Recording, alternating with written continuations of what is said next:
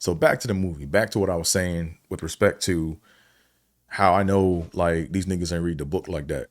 You know what I'm saying? Um, there was it all revolves around the letter, like when they were in air, they basically got when they were in DC leaving to Europe, they weren't allowed to they got their orders in a sealed envelope and they couldn't open it until they were like 1 hour in flight. So according to Major Adams, when she opened up the um when she opened up the sealed envelope just to find out what her orders were, there were no orders. It was just go to London, right? In the movie, they said the way they had it in the movie was she opened up the envelope and they said mail. What are we gonna do with some damn mail? Tripping. What are we doing? Tripping with Theo Bold. Come on, Dre. Yo, what's going on, y'all? Welcome to another episode of Tripping with Theo Bold. I'm your host, Andre Theo Bold. Welcome to the show. As you guys know, every time an episode ends in a 6 or an 8, I gotta pay homage to the mighty women of the 6888. Before I go any further, AT is where it's at on most forms of social media, so make sure you follow me. Boom. Okay, cool. Also, something one other order of housekeeping business. If you haven't already, please go out and get this book, man. It's called A Soldier's Life. It's by retired Colonel Edna Cummings, the champion of the 6888. You guys hear me talk about Major Edna all the time. You know what I'm saying? This basically talks about her beginnings in the military to how she became a champion of the 6888. Dope read. Go get it. I got it on my Kindle and I got the hard copy. Make sure you cop it, man. Go get it. All right. So boom. As you guys know, what I'm doing is my goal is to I'm trying to be like a detective, you know what I'm saying? Like I'm trying to, how should I put it? I'm trying to find out like what my grandma would have seen if I were in her shoes, right? Because my grandma, if you guys don't know, my grandma served in the 6888, right? She was a private Indiana Hunt.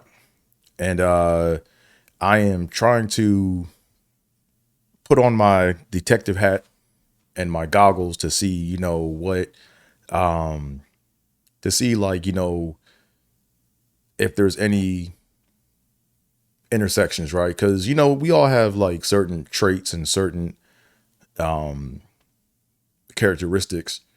And a lot of times, if you know the footprint of people's characteristics through other people's writings and other people's works, you can you might be able to say, my grandma definitely saw that, or oh, that was my grandma, so that's what I'm aiming to do with all this, because my grandma,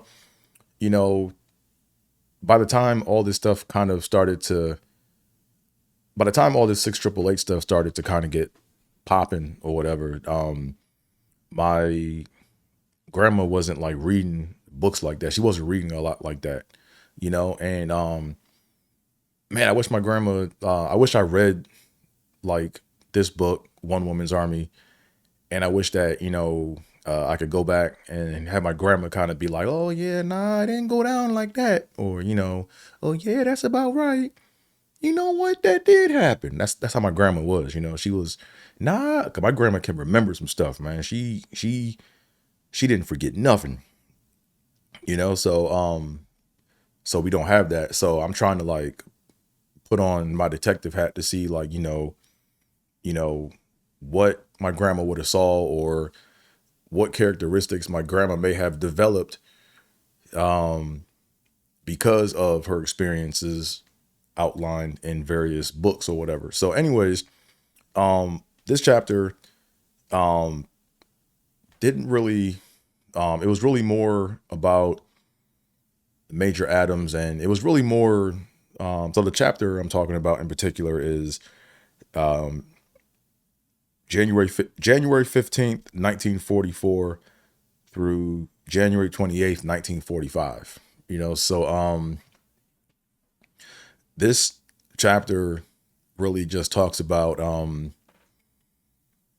it talks about, or it basically covers when Charity was made aware that she had the opportunity to go overseas to serve in World War II, and then when she got to London. That's kind of like the time span that this covers or whatever. So there's one reference, where my grandma probably was aware of it or she was around it, and I wonder how close she was to it. But basically, everyone knows that, or per the book, Major Adams, like, they were about marching, like they had to be, that was one of their staples, is they had to march, and that was like their thing, like being like the best group at marching and being together and being solidified, every step landing on the beat. That's what, Major Adams was really like, that was like one of her signatures, she was known to like have a good marching, like she was known, all of her units or her troops, they were like gonna march and they were gonna be in sync on the beat. And there was one situation where she was talking about, out of about 600 or so soldiers that she had marching, there was always one, or there was this one soldier that didn't quite land on the beat, like every time, you hear, like, if you think about it, right? If you hear 600 boots stop at one time, and then there's one that lands after the fact, then, it's going to be a big deal, So when I first read that, I was like, I wonder if that was my grandma. But no, it wasn't my grandma, because the person that wasn't marching on the beat or whatever, they were, I think, known as a troublemaker, and they weren't even considered to go overseas to serve with the 688, right? But my grandma, I questioned, how close was my grandma, like, in the vicinity? Like, was she, like, what if it was like the soldier right next to her, in the training center? Like, that would be hilarious, Um, so anyways, I just, like, that's the one area in the chapter where, I'm looking for the intersection of where my grandma would have been at, But this chapter is interesting because this is kind of like the, um how should I put it? It's like this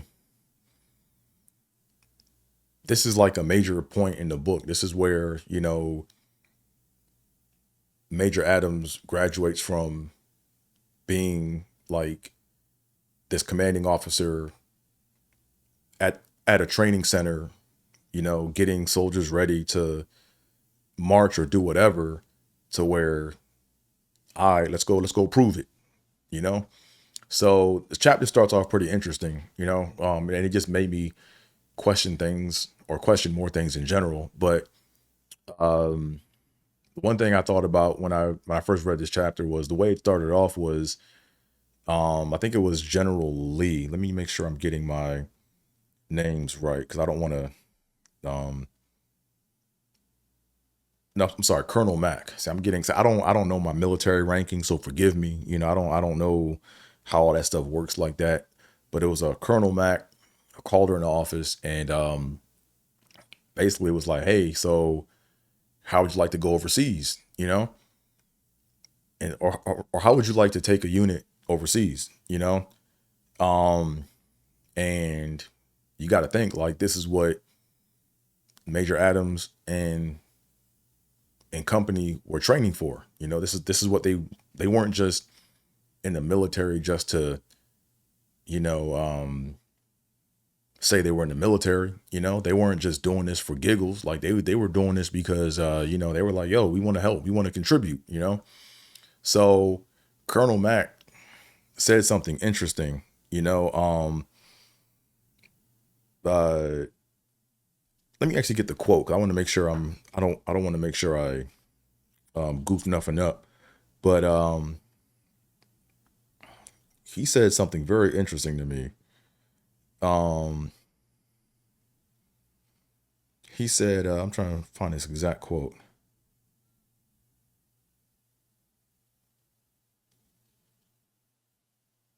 He says, let me just read this to you. He says, it says, he picked up a letter on the desk in front of him and continued, I have a letter here which states that it is anticipated that a group of Negro WACs will be sent overseas, and you are to go with them if I am willing to release you. Is this a rumor? I asked. No, this is really the move, the real thing, Adams.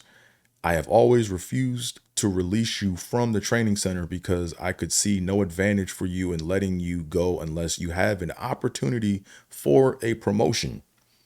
Here you have received as much as we can give, but there was no more opportunity in other assignments until this came along. I wanted you to know, how do you feel about it? So the key phrase here is, I have always refused to release you from the training center because I could see no advantage for you in letting you go unless you have an opportunity for a promotion. So to me putting on my tinfoil kufi, this is how I think about things, because I was in a similar situation at my job. Colonel Mack knew what the assignment was, in my opinion. I think Colonel Mack knew what the assignment was, and he knew how many people failed at it. And it's just my conjecture, it's my gut belief that he was like, yeah, I don't think they're gonna get this done. You know what I'm saying? Now, granted, he could have her best interest in mind, but to me, it's like, why would you wait? His whole argument was, I didn't want to release you until I saw an opportunity for you to get a promotion. But it's like, why do I have to be released out into failure? Or why do I have to be released into something that's so behind schedule, so far back, and the odds are stacked such against me to where, like what? That's how my mind works, right? Like in corporate America, they be doing this shit a lot. They do this tricky shit where, they'll know what the assignment is way before they give it to you. And then they make it seem like it's either nothing or whatever, but then it's really it's a sink or swim test. You know what I'm saying? But anyways, that just to me was kind of injured. I'm not trying to speculate, but that's what my gut told me. My gut told me was, Colonel Mack knew what it was. And he was like, there's a part of me that's like, yeah, I don't think he was like, yeah, they're not going to get this shit done. That's just my 2 cents or whatever. I could be wrong, like I said, but that's just what that's where my mind went automatically, So, what was I going to say? Yeah. So this chapter was very interesting to me, man, because, also it kind of showed me that I'm not trying to be mean. I'm not trying to, I don't know why I keep putting my hands up like this or whatever, but, but how should I put this? I'm appreciative of the Tyler Perry movie, The 688. You guys know how I felt about it. I'm not going to do a review on the movie again. You guys can go back and watch that in a previous episode that I did. But I don't think the people that wrote the movie read the book. I don't think they read this book because one thing I picked up on is two minor details, right? One detail is minor, so it's like it's okay. I get them not including it, but one of them is like kind of big, right? So the one thing I saw was like when in the movie when they had Major Adams flying to Europe, they had her on a plane and they had her like, there was a visual of her on a plane, right? And according to the book, or according to Major Adams, the plane they were on, it was like two row benches that were like facing each other. So think of like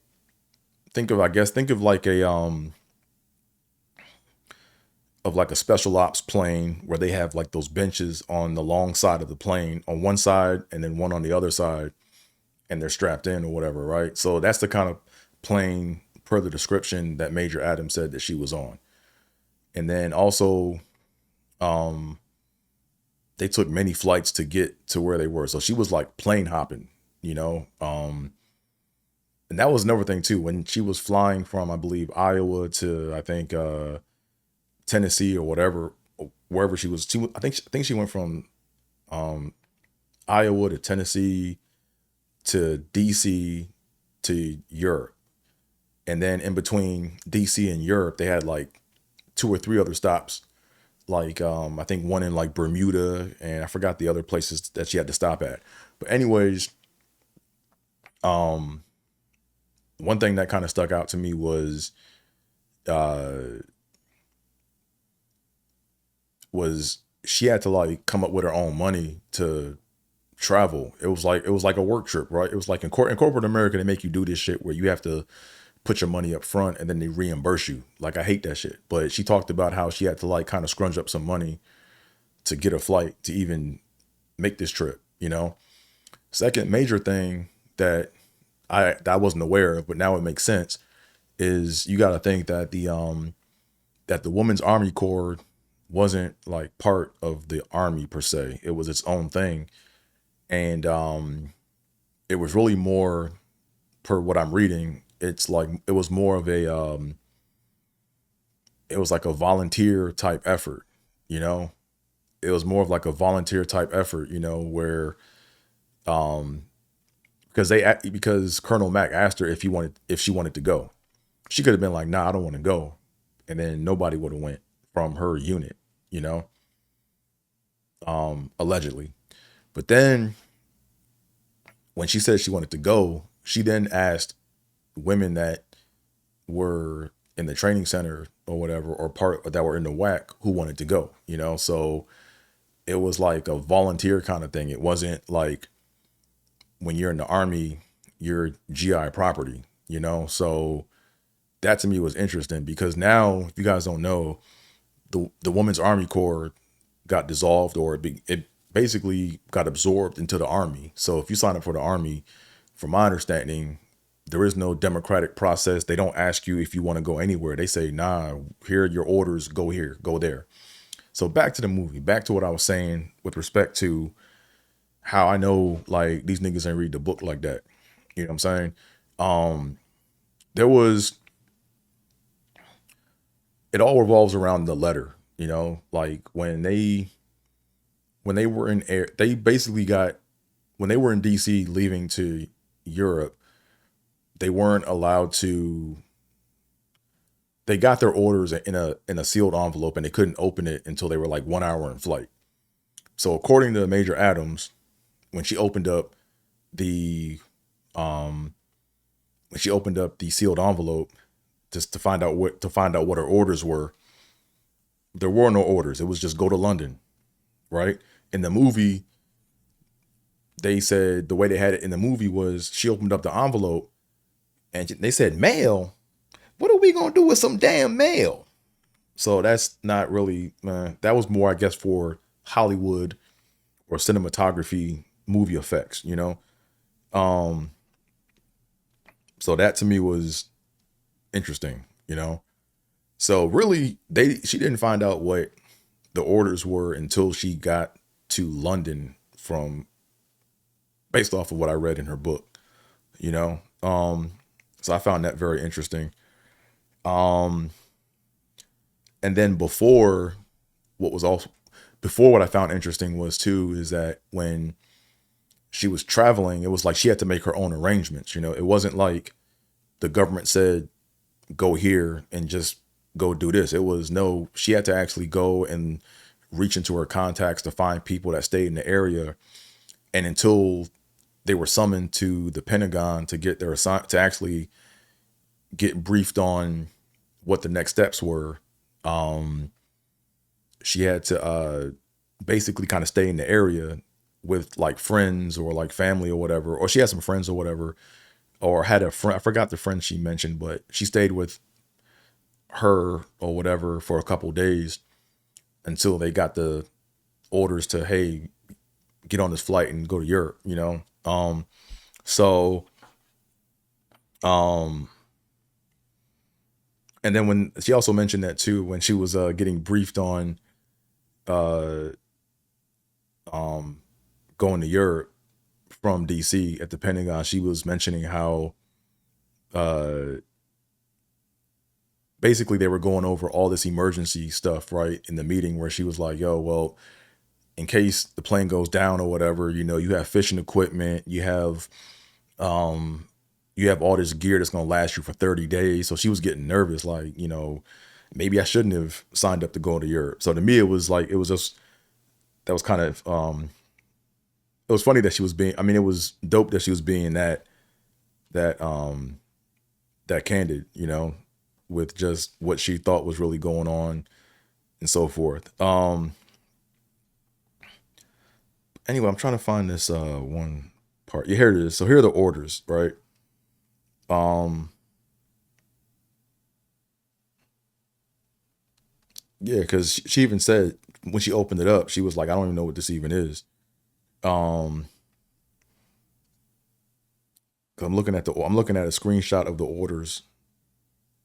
Um, yeah, it just said she's to report to England. It just says she was to report to London, England. That's all it said. I'm trying to find the exact quote. Um, Let me see.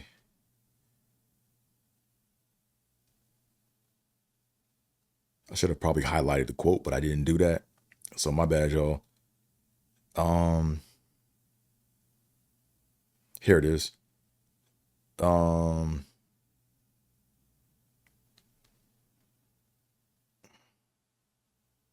Here it is. It said,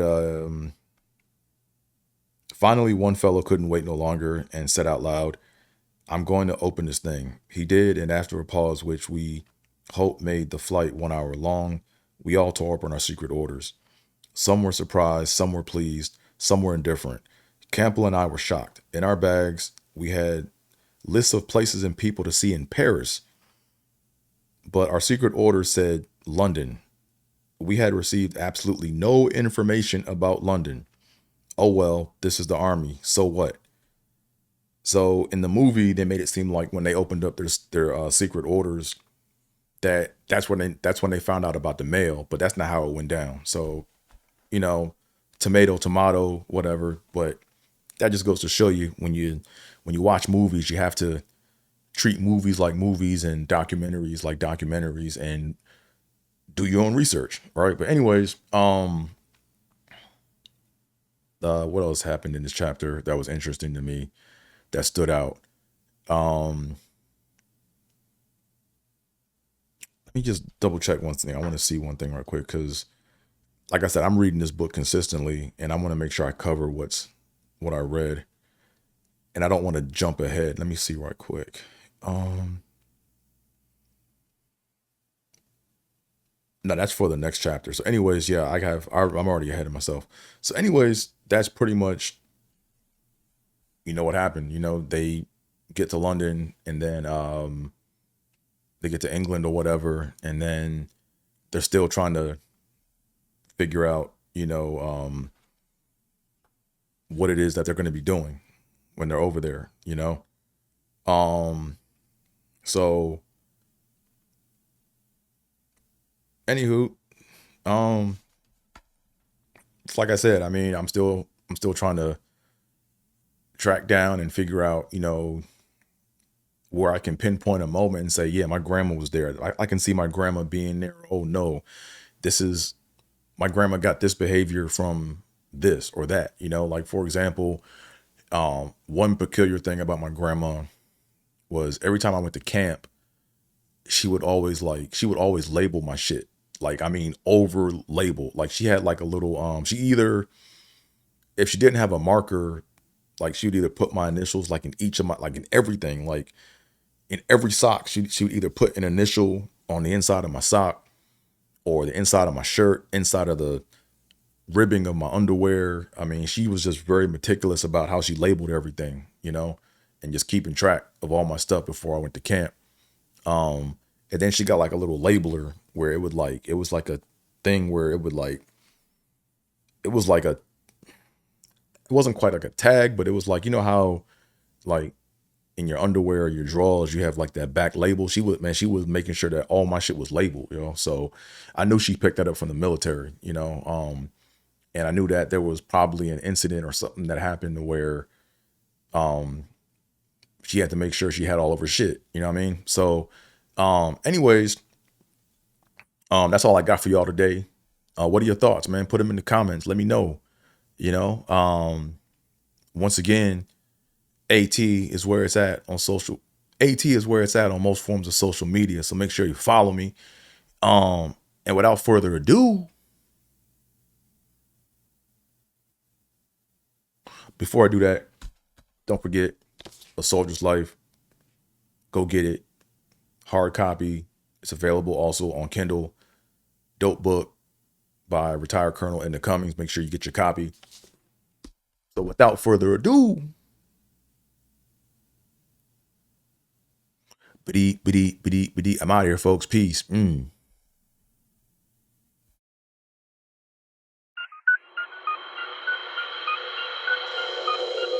Tripping with Theobald. Let's go. Caliente. Tripping. Yep. Tripping.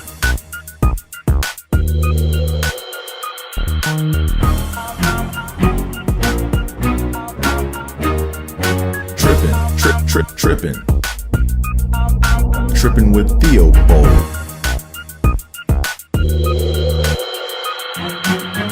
Tripping with Theo.